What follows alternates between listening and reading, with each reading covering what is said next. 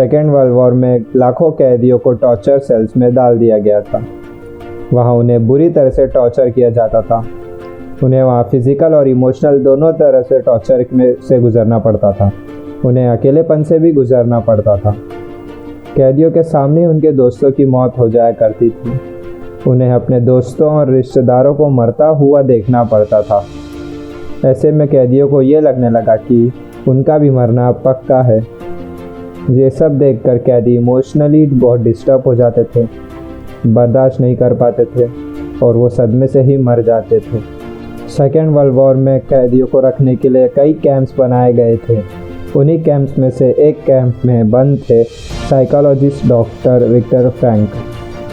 Victor उन camps में 3 साल तक रहे। उन कैंप्स में उन्होंने जो भी देखा, जो भी एक्सपीरियंस किया, जो भी टॉर्चर सहे, किसी को मालूम नहीं था कि वो उसके बारे में एक किताब लिख देंगे। उस किताब की करोड़ों कॉपी बिक जाएंगी और कई भाषाओं में वो किताब ट्रांसलेट हो जाएंगी। उन्होंने एक किताब लिखी थी जिसका नाम था मैन सर्च फॉर मीनिंग। अभी जो कोरोना क्राइसिस चल रही है, आप घरों में बंद हो, बोर हो रहे हो, अच्छा नहीं लग रहा है, तकलीफ़ हो रही है, तो आप अपनी इस तकलीफ़ को ज़रा इन टॉर्चर सेल्स के फ़ोटोज़ से एक बार कंपेयर ज़रूर कर लेना। इससे मुझे पक्का यकीन है कि आपको अंदाज़ा हो जाएगा कि हमारे तकलीफ़ें इन टॉर्चर सेल्स की तकलीफ़ों के मुकाबले कुछ भी नहीं है। जब विक्टर को इन कैंप्स में डाला गया तो उनके साथ उनकी फैमिली भी थी, लेकिन सब के सब धीरे धीरे मरते गए। विक्टर एक इंसिडेंस बताते। उनके साथ एक कैदी था। उसने फरवरी के महीने के आखिर में एक सपना देखा। उसने विक्टर को बताया कि कल रात उसने एक सपना देखा। सपने में एक आवाज़ गूंजी कि मुझसे जो पूछना है पूछो।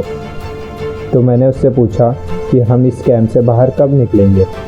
तो उस आवाज़ ने कहा कि 30 मार्च को तुम लोग बाहर निकल जाओगे।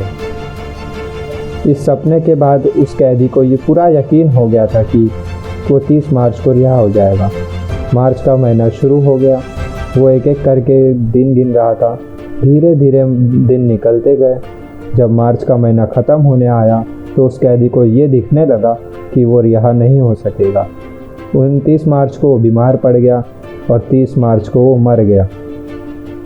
ऊपरी तौर पर ये लग रहा था कि उस कैदी को कोई बीमारी थी जिससे वो मर गया, लेकिन विक्टर जानते थे कि वो कैदी किसी बीमारी से नहीं मरा, बल्कि नाउम्मीदी से मरा।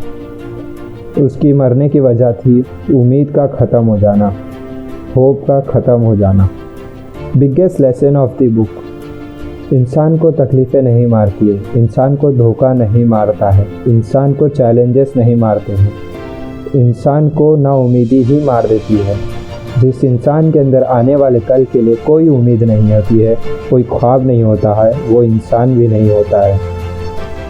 विक्टर ने गौर किया है कि कैंप में ज़्यादातर मौतें क्रिसमस और न्यू ईयर के बीच में हुई थी, क्योंकि लोगों को उम्मीद थी कि क्रिसमस आ रहा है, न्यू ईयर आ रहा है तो हमें रिहा कर दिया जाएगा। लेकिन जब ऐसा नहीं हुआ तो उनकी उम्मीदें भी टूट गई और वो मर गए। जब भी किसी इंसान की उम्मीदें ख़त्म हो जाती हैं तो उसका इम्यून सिस्टम कमज़ोर हो जाता है। जब किसी का इम्यून सिस्टम कमज़ोर हो जाता है तो वो किसी भी छोटी मोटी बीमारी से मर सकता है।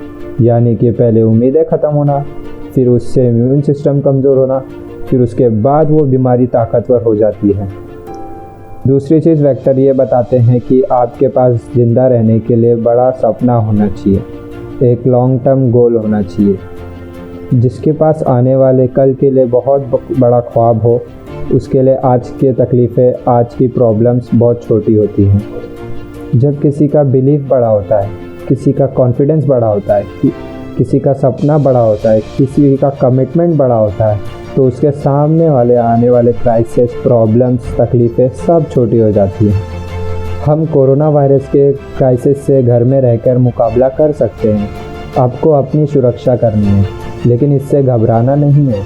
आपको अपनी उम्मीदों को ख़त्म नहीं होने देना है। विक्टर कहते हैं कि जब कोई प्रॉब्लम होती है और बीमारी आती है तो आपकी बॉडी कमज़ोर पड़ जाती है, लेकिन आपका माइंड बहुत पावरफुल होता है। आपको इसे कमज़ोर नहीं पड़ने देना है।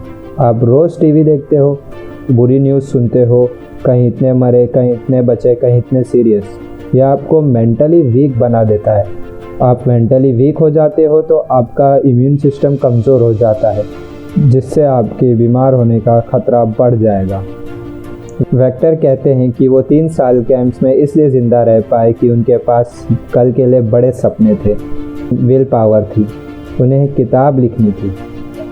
तो वो सारे प्रॉब्लम्स, सारे तकलीफ़ें और उनके सपनों और इरादों के आगे छोटी पड़ गई और वो इन सब से बाहर निकल गए।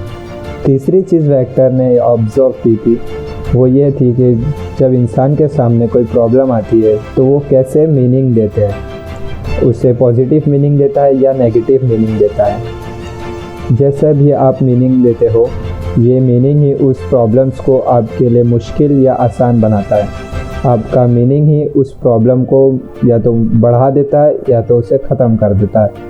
फॉर एग्ज़ाम्पल, आप कहीं जाने के लिए बाहर निकल रहे हो कि आप देखते हो कि आपकी गाड़ी का टायर पंचर है, तो अब आपको बहुत गुस्सा आता है। आपको लगता है कि क्या इसे अभी पंचर होना था, या आप ही के साथ क्यों हुआ, पूरा मूड ख़राब हो गया। आपने इसे दे दिया नेगेटिव मीनिंग। आपके पास एक और ऑप्शन था, आप सोच सकते थे कि हो सकता है कि कुदरत आपको वहाँ जाने से रोक रही हो सकता है कि आप किसी बड़े एक्सीडेंट से बच गए हो। अगर तेज़ स्पीड से गाड़ी का टायर पंचर हो जाता तो एक्सीडेंट हो सकता था। अच्छा हुआ निकलने से पहले ही आपको टायर पंचर मिल गया।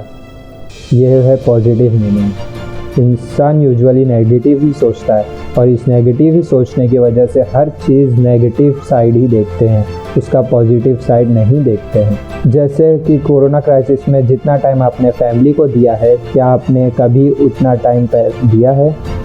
मेरे कुछ दोस्त जो किताबों से बिल्कुल दूर थे, उन्होंने बुक्स पढ़ना शुरू कर दिया है। वो रीडिंग हैबिट बना रहे हैं। अगर कोरोना क्राइसिस ना होता तो क्या ऐसा होता था? जितना मैं इन दोनों पढ़ रहा हूँ, पहले इतना कभी नहीं पढ़ता था। जितनी सफाई लोगों ने रखनी शुरू कर दी है, पहले कभी नहीं रखते थे।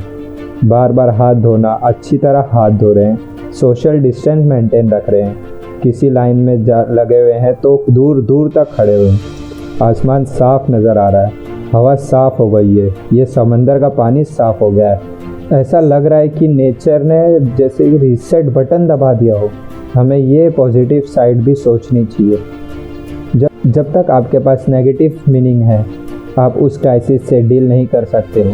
हर प्रॉब्लम के साथ एक इक्वल अपॉर्चुनिटी भी लेकर आती है। दुनिया जब से बनी है तब से अब तक उसमें प्रॉब्लम्स ही प्रॉब्लम्स हैं। अगर ये प्रॉब्लम्स नहीं होती तो हम यहाँ तक ग्रो नहीं कर पाते। सबसे लास्ट में विक्टर कहते हैं कि आपसे सब कुछ छीना जा सकता है, आपकी धन दौलत, घर, गाड़ी, बीवी, बच्चे, माँ बाप, दोस्त, सेहत, लेकिन एक चीज़ कभी नहीं छीनी जा सकती, वो है आपकी पावर लेने की डिसीजन। आपसे फैसला करने की ताकत कोई नहीं छीन सकता।